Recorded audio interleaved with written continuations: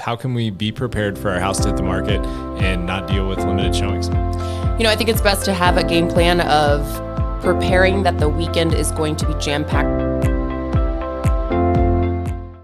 Hi, this is Cameron, Colorado Team Real Estate.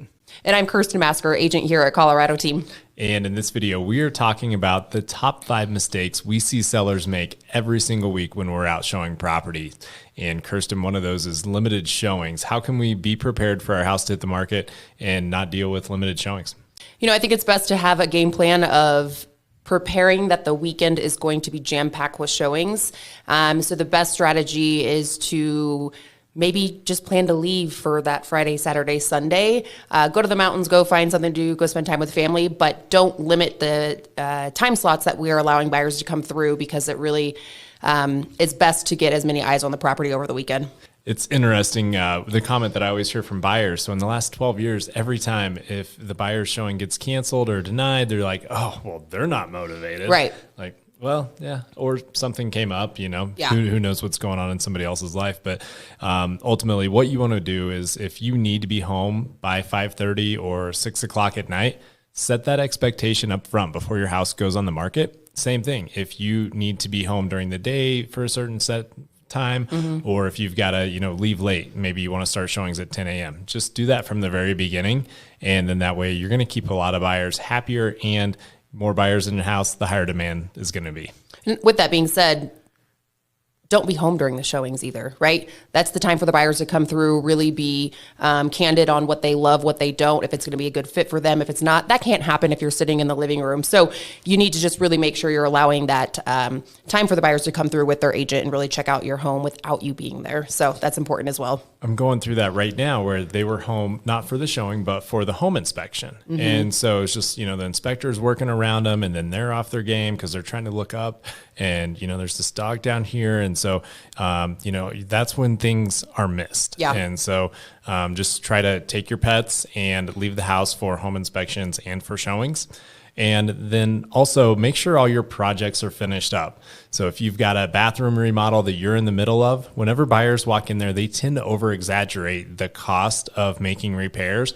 So if this bathroom remodel is going to be $5,000, I promise you that in a buyer's eyes, it's going to be $10,000 to $15,000. So have those buttoned up. Also, most buyers want a turnkey product versus coming in and adopting a project. So always have inside and outside projects wrapped up before you start showings. Yeah, and another thing that is so simple, yet so many people don't want to take the time to do, or agents don't provide this service when they're doing a listing, is getting the house cleaned, right? We want to make sure there's no dishes out. We want kitchen counters clean. We don't want to see pet supplies, whether that's cat food dishes or cat food jungle gyms or whatever those things are. Get them out of sight, because it is one more thing to deter someone from a home on cleanliness, things of that sort. So that is something so simple. Let us hire a cleaning service to come in, clean your house, so that there are no distractions in terms of cleanliness on the home. What else on that? So I think one of the spaces that's overlooked is closets. So a lot of people will just jam everything in there, right? So if it's a coat that usually hangs out on the back of a chair, we're jamming that into the closet. Yeah. And especially here in Colorado, where we've got all our ski gear, our hiking gear, we've got so many things. It's hard to find a place to store that stuff. But closets isn't the place to jam everything. You want to actually declutter your closets by about 50%. That gives the home this feel that there's plenty of storage, everything's nice and clean, makes buyers comfortable while they're going through the house. Where I suggest you store stuff is in the basement or in the garage. Box things up, get them out of there. Remember, this is just for a short period while you have showings and go under contract. And speaking of, a short duration to appease to the masses, another thing that we find to be really beneficial is to depersonalize your home. So don't be offended when we ask you to take down the family photos off the wall. It really gives the chance for the buyer to come in and visualize their family in your home. So we're trying to appease to the masses, right? So get rid of the personalized items in your home to, again, get rid of distractions. So that is the ultimate goal. You're doing it for 3 days, and then you can go back to living how you live. But in the meantime, we want to create the sense of flexibility for the buyers to see themselves in your home. So that's really important as well. Yeah, and I would take that a step further just to, colors. We had some good friends of mine, they had a red kitchen and it actually looked great. I thought that this was, a really nice kitchen.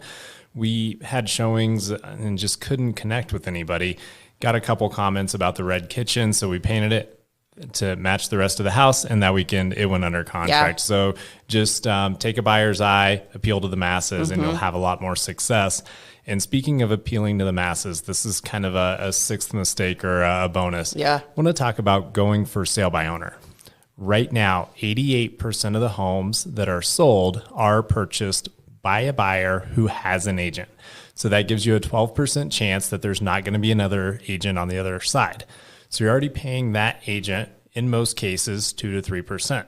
So what you're really doing when you're for sale by owner is only saving 2 to 3% that it costs to hire a listing agent. And you're losing exposure on the MLS, which is where that 88% of buyers is getting their information. So you will make up that 2 or 3% whenever you hire an agent. You're also going to make sure there's no mistakes while you're going through contract. So I would say that's the bonus round. The fifth mistake is hire an agent, because right now it's all about exposure, getting people in the door, creating a bidding war to get the price high. That's right. So Great. if you have any questions, or if you've got a property you'd like us to check out, we're happy to share with you all the information we have learned in this new real estate market to get the most money out of your house. My name is Cameron. My phone number is 303-501-2810. And I'm Kirsten Masker, cell phone number 402-670-0647, here to answer any questions for you. Thanks so much.